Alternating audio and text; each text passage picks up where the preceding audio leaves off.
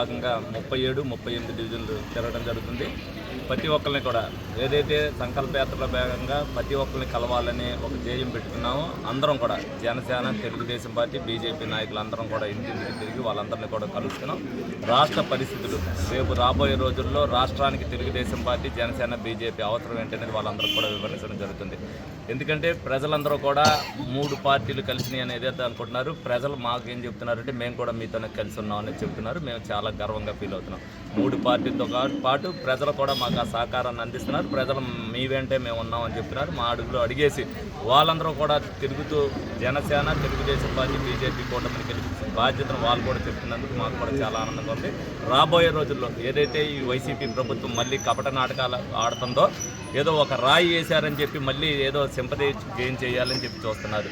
ఒక రాష్ట్ర ముఖ్యమంత్రి మీద రాయి వేస్తే మరి డీజీపీ స్థాయిలు కానీ ఇంటెలిజెన్స్ కానీ ఏం చేస్తున్నారని సమాధానం చెప్పవలసిన బాధ్యత ఈ ప్రభుత్వం మీద ఉంది. ఇప్పటికీ 48 గంటలు అయినప్పటికీ కూడా మరి ఎవరైతే వేశారనేది లేకపోతే ఇప్పటి వరకు చర్య కూడా తీసుకోలేదు. అంటే ఇదంతా కూడా నాటకంగా జరిగింది అనేది ప్రజలందరూ కూడా తెలుసుకుంటున్నారు. లోగడ కోడికత్తి సీనుని ఏ విధంగా బలి చేశారో దీంట్లో ఇంకొక ఎవరో ఒక యువకుడిని బలి చేసే దశగా వాళ్ళందరూ కూడా ప్రయత్నాలు చేస్తున్నారని తెలుస్తుంది. ప్రజలందరూ కూడా గమనిస్తున్నారు.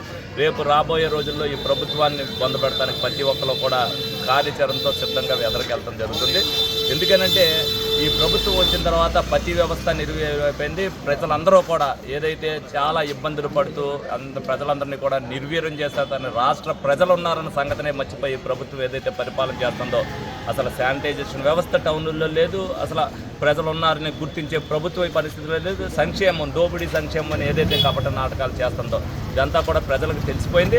మళ్ళీ మేము బానిసత్వ బతుకులు బతకవలసిన అవసరం లేదు. మా పని మేము చేసుకోగలం. 5 సంవత్సరాల్లో ఈ ప్రభుత్వం చేస్తున్న చర్యలకు మేము గుణపాఠం చెప్తున్నామని అందరూ కూడా చెప్తున్నారు. ఆ దిశగానే వాళ్ళందరూ కూడా ప్రయాణం చేయాలి. రాబోయే రోజుల్లో ఇంకా ఈ 20 రోజుల్లో కూడా ప్రజలు ఇంకా రోడ్డు మీదకి వస్తారు. వాళ్ళలో చైతన్యం కానీ ఉద్యమ స్ఫూర్తి కానీ వాళ్ళు నిరూపించింది. తప్పనిసరిగా వాళ్ళందరూ కూడా రేపు రాబోయే రోజుల్లో ఈ వైసీపీ ప్రభుత్వాన్ని ఓడించడానికి ప్రతి ఒక్కరు కూడా పనిచేస్తారని సందర్భంగా తెలియజేశారు. గత 20 సంవత్సరాలుగా దంత సమస్యలతో పాటు దవడ మరియు ముఖ సంబంధ సమస్యలకు చక్కని చికిత్సలు అందిస్తున్న శ్రీ రామకృష్ణ దంత వైద్యశాల, నరసింహారావుపేట, ఏలూరు. ఎమర్జెన్సీస్ లో వాడే ఆక్సిజన్ కాన్సంట్రేటర్లతో పాటు air purifier, UV light steriliser, ULV fogger వంటి పరికరాల ద్వారా పరిశుభ్రమైన వాతావరణంలో చికిత్స అందించబడుచున్నది.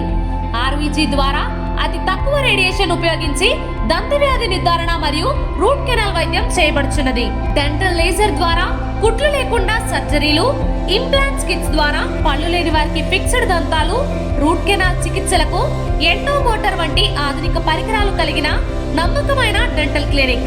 అత్యంత ప్రామాణికమైన ఆటోక్లావింగ్ పద్ధతిలో శుభ్రపరిచిన ఇన్స్ట్రుమెంట్స్ వాడడం మా ప్రత్యేకత. దంత సమస్యలకు చికిత్సతో పాటు విరిగిన దవడ మరియు ముఖ ఎముకలకు చికిత్స, ఎత్తు మరియు వంకర దవడలకు కాస్మెటిక్ సర్జరీ, యాక్సిలోఫేషియల్ వంటి చికిత్సలకు చిరునామా శ్రీ రామకృష్ణ దంత వైద్యశాల, వేములపల్లి రెసిడెన్సీ అపార్ట్మెంట్, నరసింహారావుపేట, ఏలూరు.